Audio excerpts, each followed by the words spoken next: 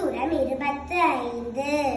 ஒருத்தி மகனாய் பிறந்து ஓரிரவில் ஒருத்தி மகனாய் ஒளிந்து வளர தரிக்கிலானாகி தான் தீங்கு நினைத்த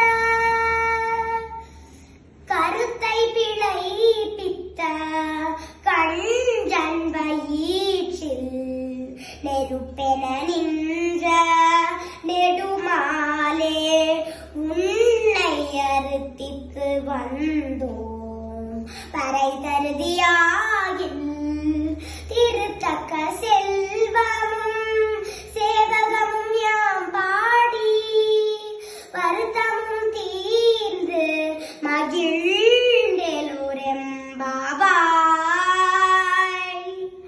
ஆண்டாள் திருவடிகளே சரணம். சர்வம் ஸ்ரீ கிருஷ்ணார்ப்பணம்.